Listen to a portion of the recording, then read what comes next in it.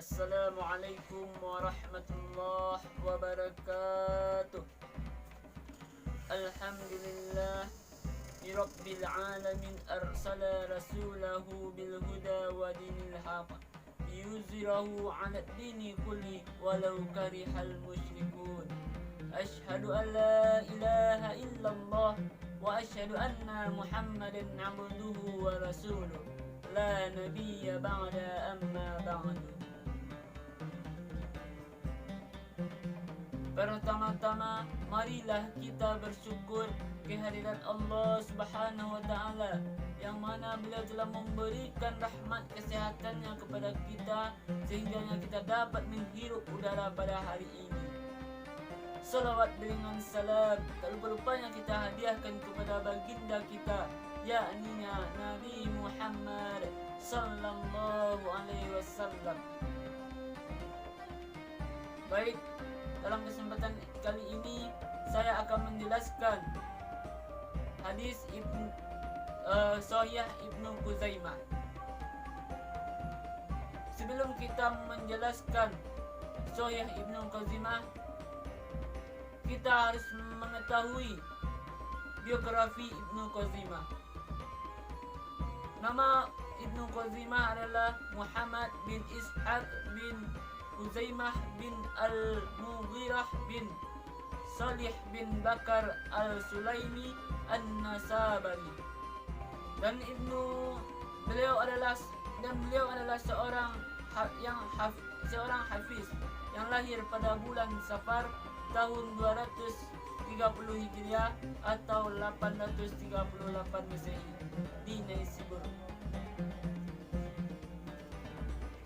sebuah kota kecil di wilayah Khurasan yang terletak di timur laut Iran.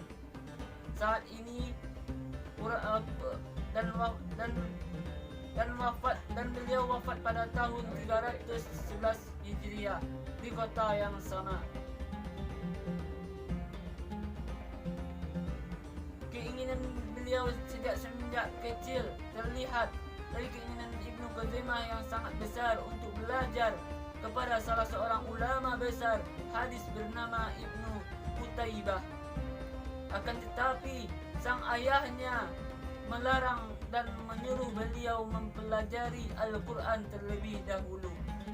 Baru di usia 17 tahun, sekitar tahun 240 Hijriah atau 855 Masehi, Ibnu Khuzaimah benar-benar memulai petualangan untuk menjalani lahan keilmuan. Setidaknya ada beberapa kota yang beliau jadikan objek petualangan, antara lain Irak, Sam, Mekah, dan Madinah dan Mesir. Di kota-kota tersebut Ibnu Khuzaimah mengasah dirinya sebagai seorang yang faqih sekaligus muhaddis handal dan teruji.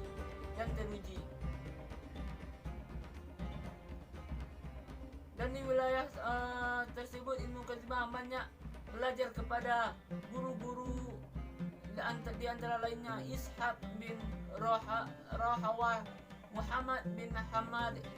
Keduanya merupakan guru Ibnu Khuzaimah semasa kecil. Dan yang kedua adalah karya-karya Ibnu Khuzaimah. Dalam Al-Lail Al-Zikrili menyebutkan bahwa lebih dari 140 karya yang sudah ditulis dan dilahirkan oleh Ibnu Khuzaimah. Akan tetapi ratusan karya tersebut hilang dan hanya tersisa 2 kitab, yaitu kitab Tauhid wal Ibtibati Al-Rab dan Mukhtasar Sahih Ibnu Khuzaimah. Sesuai data yang dicantumkan dan telah diteliti oleh Mustafa Az-Zami, berikut beberapa kitab lainnya yang merupakan karya Ibnu Khuzaimah. Yang pertama adalah kitab At-Ribah, yang kedua adalah kitab Al-Imamah, dan yang ketiga adalah kitab Al-Ahwal, dan yang keempat adalah kitab Al-Iman, dan yang kelima adalah kitab Al-Yama wal An-Nudur, dan yang lain-lain. Karakteristik umum Sahih Ibnu Khuzaimah. Secara umum banyak sekali model penyusunan kitab dikenal dalam ilmu hadis. Misalnya model kitab jami' yang memuat seluruh pembahasan dalam Islam, baik itu menyangkut hal ibadah atau muamalah, munakah sampai makanan, minuman dan perilaku umat Islam. Selain itu dikenal juga kitab sunan, yaitu kitab hadis yang pola penyusunannya dimulai mengikuti alur bahasa fiqih, seperti kitab Sunan Abu Dawud, Sunan At-Tirmizi dan lain-lainnya. Dan yang ketiga adalah sistematika penyusunan Sahih Ibnu Khuzaimah. Sahih Ibnu Khuzaimah tidak mengikuti sistematika penyusunan sebagaimana yang dilakukan oleh Imam Al-Bukhari dan Imam Muslim, yang menggunakan sistematika non-fiqih, yakni sistematika penyusunan yang bisa diawali dengan bab Bad'i al-Wahyi al-Kitab al-Iman. Akan tetapi Ibnu Khuzaimah dalam sahihnya menggunakan sistematika yang lumrah digunakan dalam kitab sunan, yaitu sistematika penyusunan yang berdasarkan pada bab-bab fikih.